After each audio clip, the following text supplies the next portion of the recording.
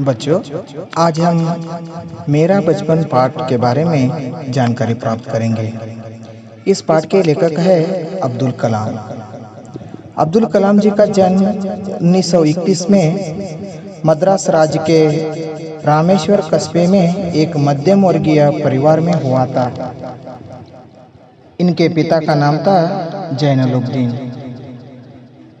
कोई बहुत अच्छी औपचारिक शिक्षा नहीं हुई थी और न ही वे कोई बहुत धनी व्यक्ति थे। इसके बावजूद वे बुद्धिमान थे और उनमें उदारता की सच्ची भावना थी। उनकी माता का नाम था आसी अम्मा। कलाम जी के माता पिता को उनके समाज में आदर्श दंपति के रूप में देखा जाता था। कलाम जी अपने पुश्तैनी घर में रहते थे। रामेश्वरम की मस्जिद वाली गली में बना यह घर चूने पत्थर व ईंट से बना, पक्का और बड़ा था।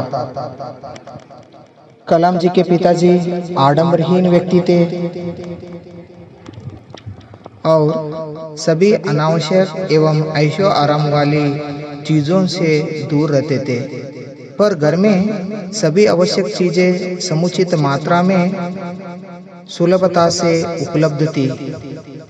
मैं कह सकता हूँ कि मेरा बचपन बहुत ही निश्चिंतता और सादगी में बीता, भौतिक एवं भावनात्मक दोनों ही दृष्टि से।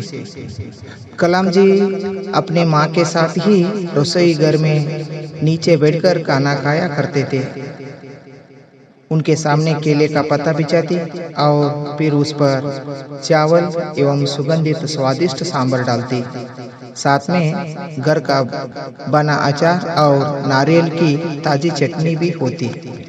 प्रतिष्ठित शिव मंदिर, जिसके कारण रामेश्वरम प्रसिद्ध तीर्थस्थल है, हमारे घर से 10 मिनट का पैदल रास्ता था।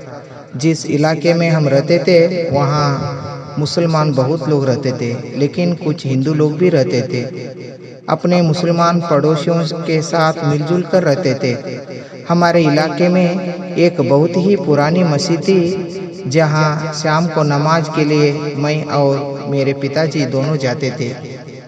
रामेश्वरम मंदिर के सबसे बड़े पुजारी पक्षी लक्ष्मण शास्त्री मेरे पिताजी के अभिन्न मित्र थे। आध्यात्मिक मामलों पर चर्चाएं करते थे। जब मैं प्रश्न पूछने के लिए लायक हो गया तो मेरे पिताजी को बार बार प्रश्न पूछता था।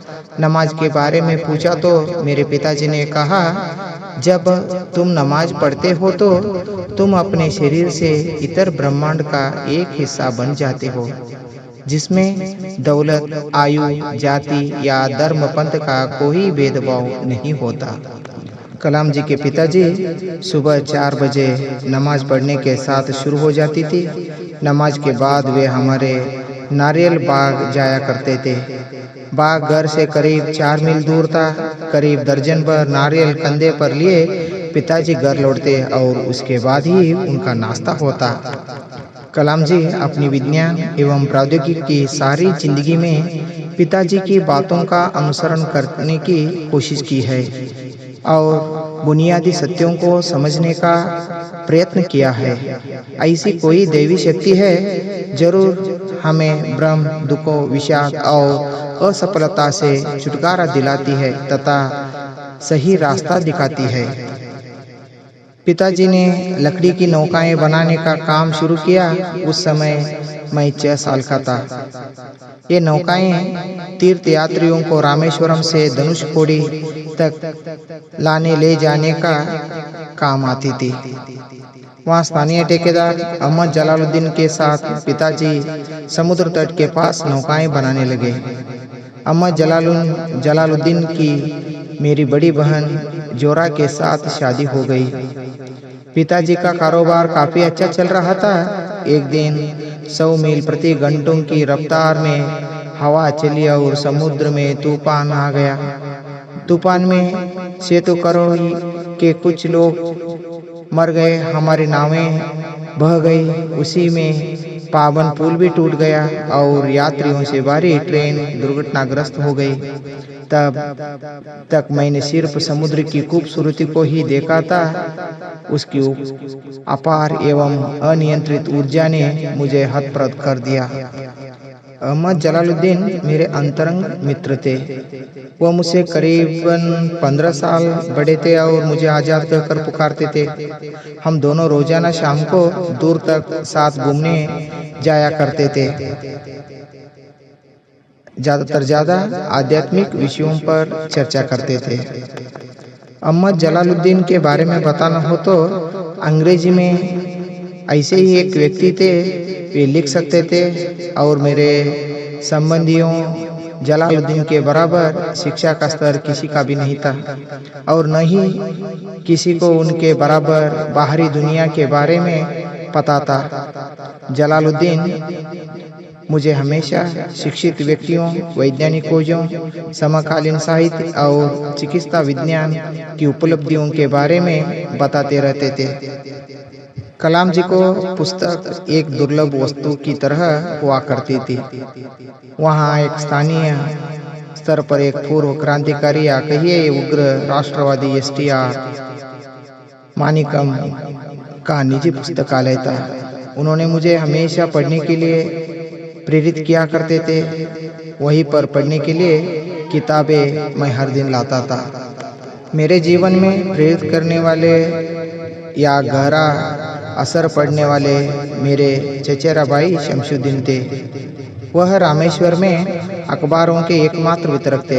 अखबार रामेश्वर स्टेशन पर सुबह की ट्रेन से पहुंचते थे जो पाबन से आती थी। इस अखबार एजेंसी को अकेले शमशुद्दीन ही चलाते थे। रामेश्वरम में अखबारों की जुमला 1000 प्रतियां बिकती थी। बचपन में मेरे 3 पक्के दोस्त थे। कलाम जी कहते हैं पहले है रामानंद शास्त्री, अरविंदन और शिव प्रकाश। ये तीनों ही ब्राह्मण परिवार के थे। रामानंद शास्त्री तो रामेश्वरम मंदिर के सबसे बड़े पुजारी पक्षी लक्ष्मण शास्त्री का बेटा था। अलग अलग धर्म, पालन पोषण, पढ़ाई लिखाई को लेकर हमें से किसी भी बच्चों ने कभी भी आपस में कोई भेदभाव नहीं किया।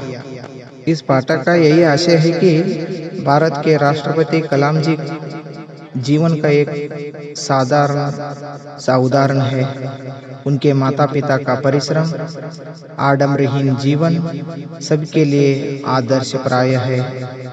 उनका परिवार अतिथियों की सेवा में धार्मिक एकता को मानता था। बच्चों के चैतन्यशील बहुमुखी व्यक्तित्व के निर्माण के लिए ऐसे आदर्श व्यक्तियों की जीवनी प्रेरणाप्रद होगा। धन्यवाद। प्रस्तुतकर्ता अनिल सिंह हजेरी।